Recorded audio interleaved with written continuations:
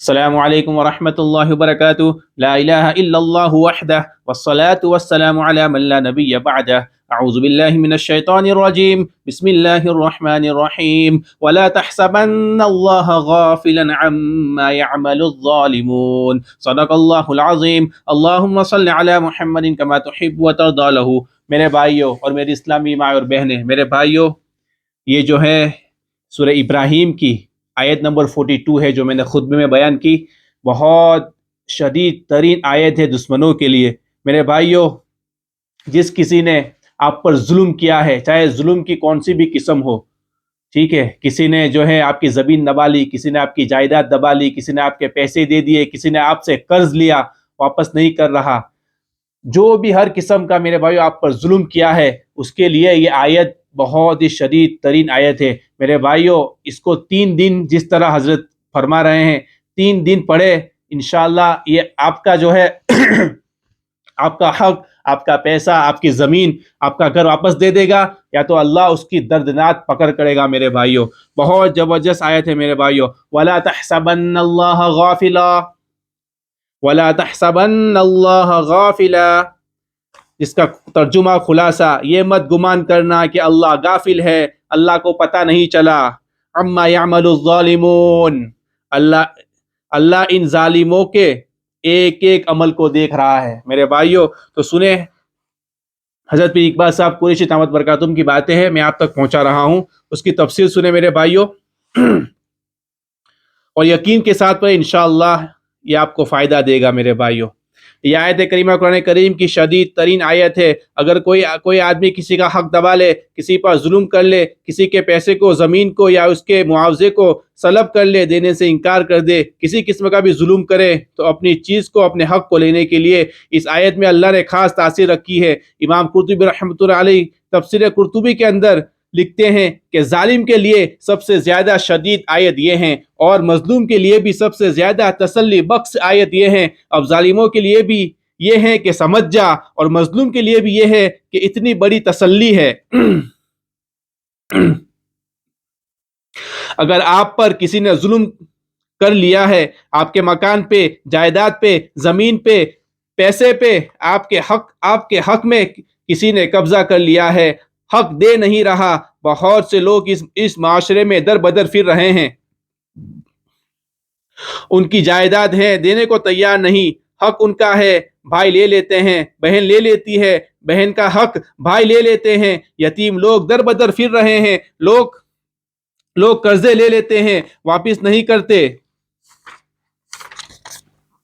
لوگوں کے مکان پہ، جائیداد پہ، زمینوں پہ قبضہ۔ اس طرح آپ پر کوئی بھی ظلم کر رہا ہے کسی بھی شکل میں، بس آپ مظلوم ہیں، آپ کو سوچنا ہے کہیں آپ ظالم تو نہیں ہے نا۔ میرے بھائیوں، آپ مظلوم ہونے چاہیے، ٹھیک ہے، آپ نے ظلم نہ کیا ہو، آپ کا حقیقت میں مظلوم ہے، کسی نے آپ پر ظلم کیا ہے، تو انشاءاللہ اللہ کی مدد آئے گی۔ اگر آپ مظلوم ہیں اور کسی نے آپ پر ظلم کیا ہے اور آپ کی چیز، آپ کا حق لے لیا ہے، اس آیت سے زیادہ قرآن پاک کے اندر شدید آیت ظالم کو پکڑنے والی کوئی نہیں۔ میں آپ کو بڑے وثوق سے کہتا ہوں کہ 3 دن کے اندر ظالم پکڑا جاتا ہے، دردناک حالت میں پکڑا جاتا ہے، نہیں تو موت تو ہے ہی اس کے پکڑ کی۔ آج بڑے بڑے لوگ گزرے ہیں دنیا میں، آسمان نے دیکھے ہیں جنہوں نے ظلم کیے، اور ان کے ظلم کا انجام کیا ہوا؟ موت کے بعد دنیا کی زندگی میں جہنم بن گئی، یعنی دنیا کی زندگی ان کے لیے جہنم بن گئی۔ اللہ اس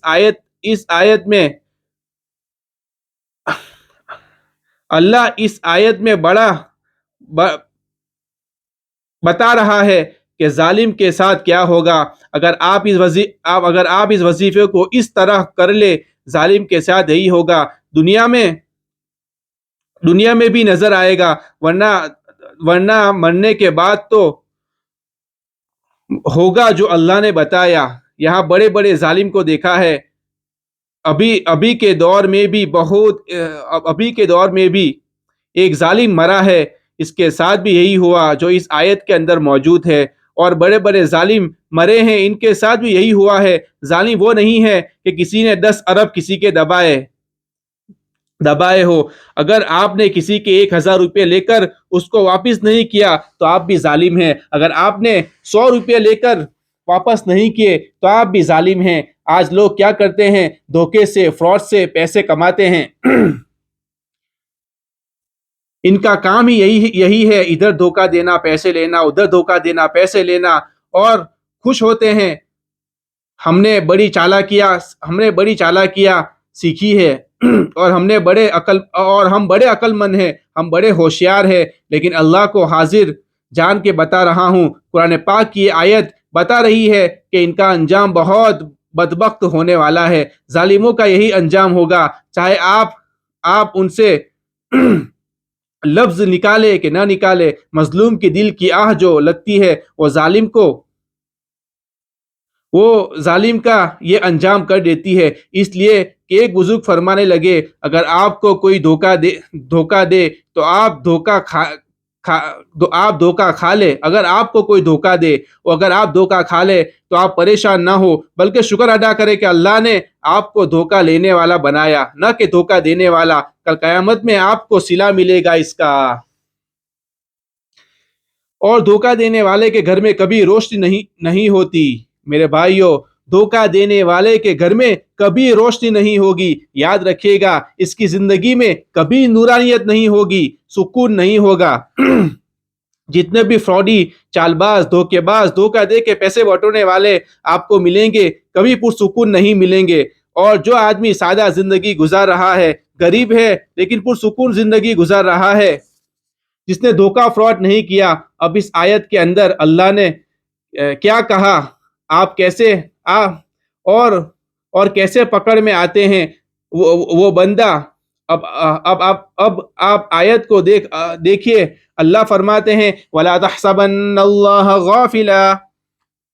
جو دھوکہ دیتے ہیں وہ کیا کہتے ہیں؟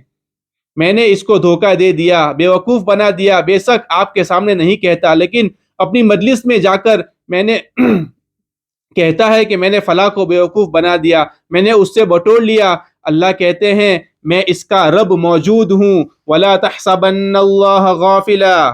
یہ مت گمان کرنا کہ اللہ غافل ہے، اللہ کو پتہ نہیں چلا۔ عَمَّا يَعْمَلُ الظَّالِمُونَ۔ اللہ ان ظالموں کے ایک ایک عمل کو دیکھ رہا ہے۔ بے شک پولیس نہیں دیکھ رہی، ادارے نہیں دیکھ رہے، عدالت نہیں دیکھ رہی، پنچایت نہیں دیکھ رہی۔ وہ عدالت سے بھی چھوٹ جائے گا، تھانے کچہری سے بھی چھوٹ جائے گا، رشوت دے کر بھی چھوٹ جائے گا، وکیل اسے چھڑا لیں گے، لیکن اللہ فرماتے ہیں وَلَا تَحْسَبَنَّ اللَّهَ غَافِلًا۔ اللہ غافل نہیں ہے۔ اَمَّا يَعْمَلُ الظَّالِمُونَ۔ ان ظالموں کے عمل سے وہ ظالم کوئی چھوٹا ہے یا کوئی بڑا مگرمچھ ہے، کوئی بھی ہے میرے بھائیوں۔ تو میرے بھائیوں، انشاءاللہ اس کا تھوڑا کچھ حصہ باقی ہے، وہ دوسرے پارٹ میں آئے گا۔ تو انشاءاللہ اس آیت کو میرے بھائیوں دوسرے پارٹ میں بھی آپ اس کی تفصیل سن لیں، اور اس کے بعد کی ایک آیت کا ٹکڑا ہے، یعنی اس آیت کو 70 مرتبہ پڑھنا ہے، 70 ٹائم، 70، اور 70 ہونے کے بعد 71 71 مرتبہ ایک اور آیت کا ٹکڑا ہے، وہ صرف ایک مرتبہ پڑھنا ہے۔ تو اس کے بعد کی پارٹ کو بھی آپ سنیں انشاءاللہ، اور میرے بھائیوں جو بھی ایسے مظلوم ہیں ان تک یہ آیت کو پہنچائے، انشاءاللہ بڑا فائدہ ہوگا۔ ظالم کی اللہ پکڑ کر لے گا میرے بھائی۔ تو اللہ تعالیٰ ہم سب کو عمل کی توفیق عطا فرمائے۔ وما علینا الا البلاغ، وآخر دعوانا الحمد للہ رب العالمین۔